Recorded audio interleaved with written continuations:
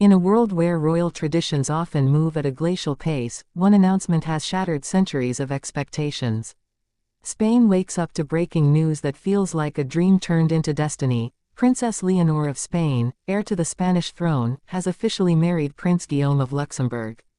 A union not of convenience, but of conviction. A love that dared to cross borders, royal expectations, and generational traditions. For years, Leonor has been the image of discipline, raised under the shadow of the crown, trained for duty, and bound by the invisible chains of monarchy. And yet, behind the palace walls, a young woman quietly chose something far more radical than power. She chose love. This is not just a royal wedding. This is a turning point in European history. Because for the first time in modern monarchy, two royal houses, one ancient, one deeply Catholic and constitutional, unite not for diplomacy but for devotion. But how did this story unfold? How did Spain's future queen fall in love with the reserved yet deeply admired Prince Guillaume of Luxembourg, the man once called Europe's hidden royal? Their paths first crossed at an international humanitarian conference in Geneva, a meeting that was never meant to make headlines. Leonor, then a young royal stepping into her first solo engagements, spoke passionately about education and youth empowerment. Guillaume, representing Luxembourg, listened with quiet admiration. But what followed was not a simple exchange of courtesies, it was the spark of something extraordinary. For months, the connection remained private, a friendship built through letters, late-night calls, and rare, guarded encounters. Sources close to both royal families describe it as a bond formed beyond rank. Guillaume, known for his grounded humility, became Leonor's safe harbor from the relentless weight of expectation. But not everyone approved. Within Zarzuela Palace, whispers grew. King Felipe VI, ever protective of the monarchy's image, reportedly worried about the implications of such a union. Would a Luxembourgish alliance dilute Spain's royal legacy? Could Leonor remain fully dedicated to Spain while sharing her life with a foreign prince?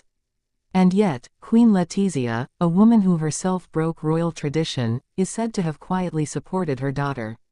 Love, she once told Leonor, is the one decision no crown can make for you. Behind the polished photos and careful statements, a real love story was being written in secret. Guillaume traveled discreetly to Spain, visiting Leonor under the radar, often under the guise of state or cultural events. Each meeting deepened their connection. They shared a vision of monarchy that felt more human, one defined by compassion and transparency, not distance and protocol. Then came the turning point, the day Leonor took her oath to the Spanish Constitution. As she stood before Parliament, her poise and conviction captivated the nation. But few noticed Guillaume, quietly watching from the diplomatic gallery, his eyes fixed on her. Later, he would tell close friends that in that moment, he saw not just a future queen, but the woman he would one day call his wife. And now, that day has come. In a ceremony steeped in both Spanish and Luxembourgish tradition, Princess Leonor and Prince Guillaume exchanged vows before an audience that spanned continents. The cathedral bells of Madrid echoed through the capital, and for a brief moment, even the critics fell silent. The ceremony itself was a masterpiece of symbolism, unity between old Europe and a modern generation. Leonor wore a custom gown designed by Spanish couture house Del Pozo, embroidered with the national flowers of both countries, the red carnation of Spain and the white rose of Luxembourg. Guillaume, ever understated, wore his full military regalia, the Order of the Golden Fleece glinting on his chest, the same insignia once worn by King Felipe himself. But beyond the grandeur, it was the emotion that defined the day. When Leonor walked down the aisle, hand in hand with her father, the king's eyes glistened with pride, and something more, acceptance. Letizia, radiant and teary, watched as her daughter stepped into both her royal destiny and her personal freedom. And when the archbishop declared them husband and wife, the cathedral erupted in applause, not the polite clapping of aristocrats, but the genuine celebration of a people witnessing history. Yet, as the world rejoices, questions still swirl. What does this mean for Spain's monarchy? Will Leonor continue to reign from Madrid, or divide her life between two nations? Insiders suggest a groundbreaking arrangement, one that could redefine what it means to be a modern royal couple. Leonor will remain the Princess of Asturias, future Queen of Spain, while Guillaume retains his position in Luxembourg's Grand Ducal family.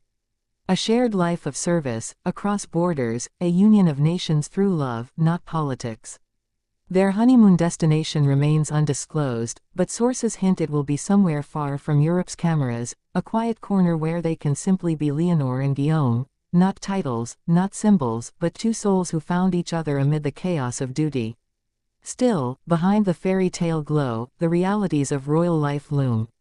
Every decision, every gesture, will now be under scrutiny. Can love truly survive under the weight of a crown?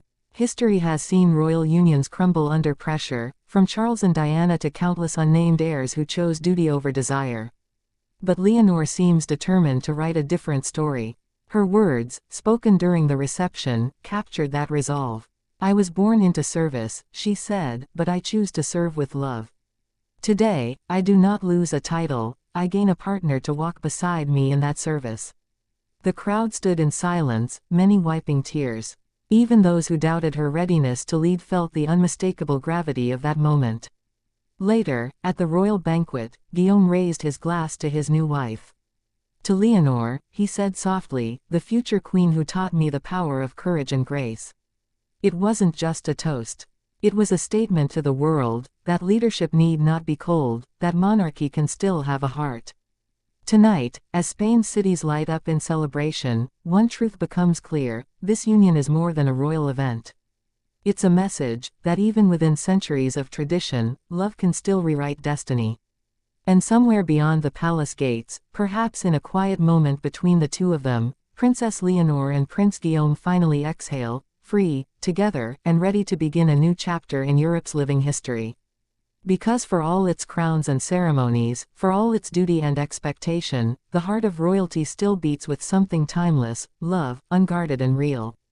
And this time, it has a name: Leonor and Guillaume. Their story is not a fairy tale. It's a reality. The crown is no longer just a symbol of rule. It's a reminder that love, when brave enough, can become history.